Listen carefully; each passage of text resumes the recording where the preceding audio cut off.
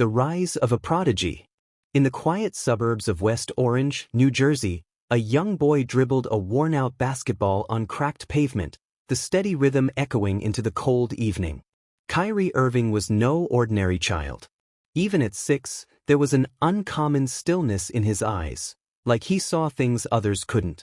The way the ball moved, the space between defenders, the poetry in motion. But behind the rhythm of his growing talent beat a much more complex story, one marked by loss, longing, and legacy. Kyrie's earliest memories weren't of trophies or sneakers, but of silence, the kind that settled over a home when a mother disappears too soon. Elizabeth Irving, his mother, had passed away when he was just 4. Too young to understand grief, but old enough to feel its absence. Her photographs hung in the hallway, her laughter lived only in stories. It was his father, Dre Derrick, who held the family together. Once a college star at Boston University and briefly a professional player in Australia, Dre Derrick exchanged his dreams for a steady job to raise his 2 children alone. He became both protector and mentor, ensuring that if one dream ended, another could begin. Basketball became their bond. Late nights in the gym, early morning drills in the driveway, these moments shaped Kyrie not just as a player, but as a young man. Dre Derrick never shouted, he instructed with precision. "You don't just play the game, Kyrie. You feel it," he would say, handing him the ball like it was a sacred artifact. By age 10, Kyrie had already declared, with a child's unshakable confidence, "I will play in the NBA. It's already written." At Montclair Kimberly Academy, Kyrie's brilliance couldn't be contained. He made the varsity team as a freshman and carried the weight of a program on his slim shoulders. His ball handling dazzled, his shot-making silenced crowds, and his poise spoke volumes. But even success brought its shadows. People began to see him as a spectacle, a savior for the sport. Teachers overlooked his curiosity, classmates reduced him to highlights. Kyrie, always introspective, began to retreat inward, seeking more from the world than just applause. Transferring to St. Patrick High School was a turning point. There, under Coach Kevin Boyle, he met competition that challenged him and teammates who understood the burden of expectation. He began to evolve, not just as a player, but as a thinker. The game, to him, was no longer just about winning. It was about expression, liberation, and artistry. His plays became statements, his movements a language all their own. And yet, beneath every crossover, every clutch shot, pulsed the memory of a boy chasing more than greatness. Kyrie wasn't just trying to become the best. He was trying to fill a silence that never left. By the time Duke University offered him a scholarship, Kyrie had already written the first chapter of his legend. But this was only the beginning. The road ahead would demand more than talent. It would test his identity, his will, and the very core of what it meant to be Kyrie Irving. The rise and the rift. Cleveland welcomed him with open arms. The city, bruised and hungry for revival, saw in Kyrie Irving a beacon of promise. At just 19, he was swift and precise, slicing through defenses with the ease of someone born for the moment. He wasn't loud, but he spoke through his game. Crossovers like jazz solos, layups that defied gravity. Rookie of the Year was only the beginning. Fans saw a savior. Kyrie saw something more complex. For 3 seasons, he carried the Cavaliers on his narrow shoulders. The team struggled, but he shined. Each loss carved deeper lines of frustration, each win whispered potential. Still, he felt alone, admired but isolated, gifted but incomplete.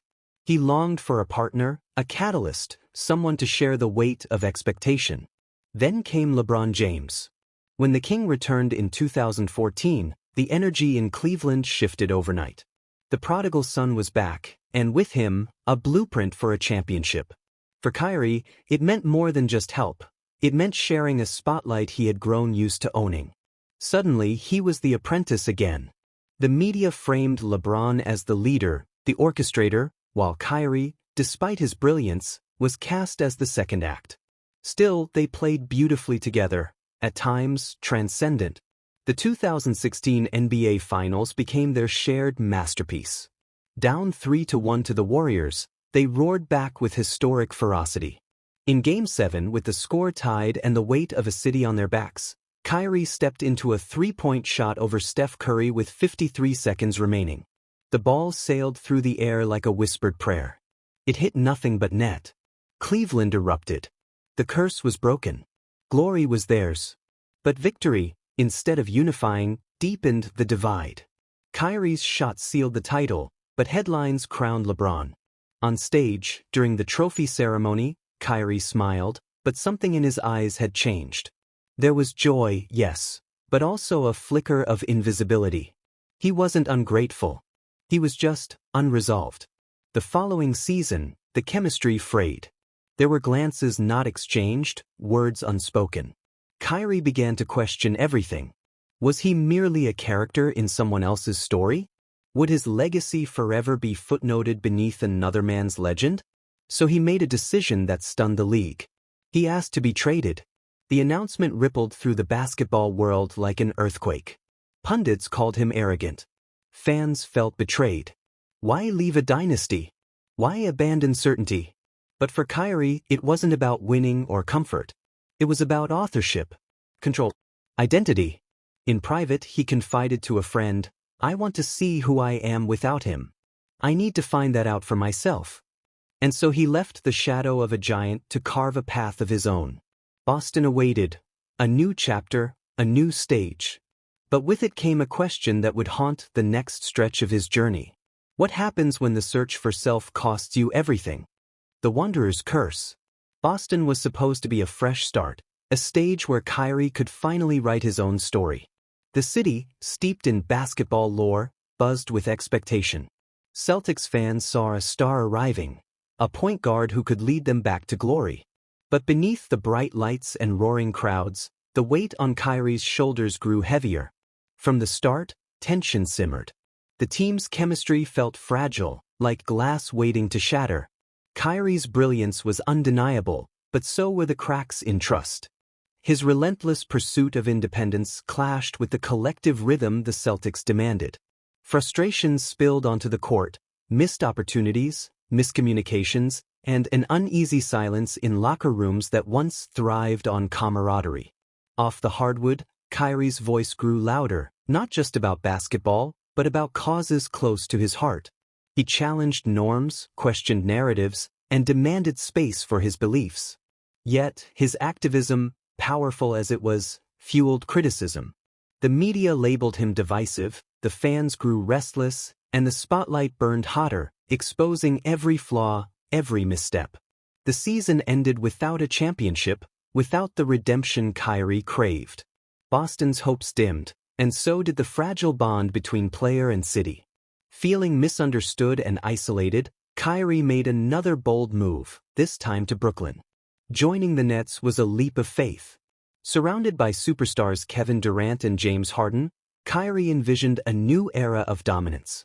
The trio promised fireworks, a basketball renaissance built on talent and ambition. But reality had other plans.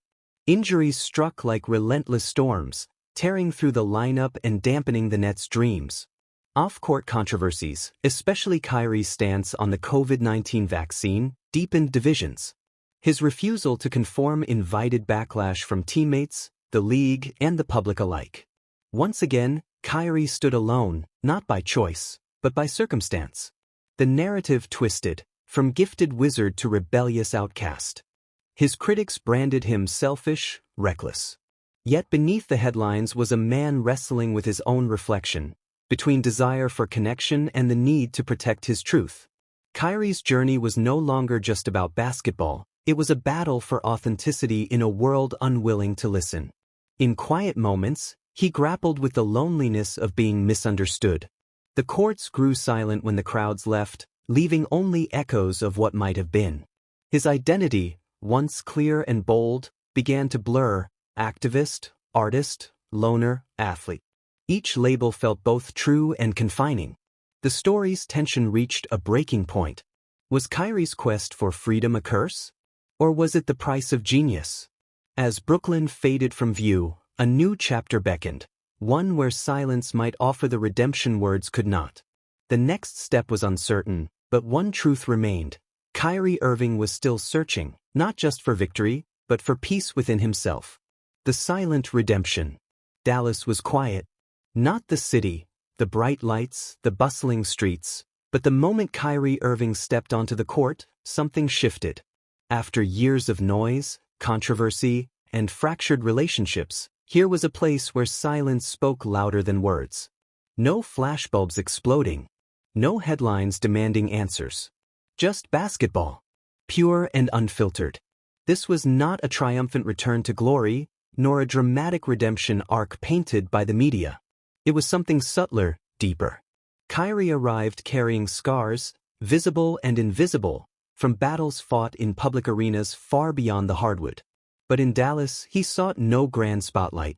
Instead, he sought peace. The kind that comes not from applause but from acceptance. His game hadn't lost its magic. Crossovers still mesmerized defenders. His step-back jumper remained a weapon of choice. Yet his demeanor had changed.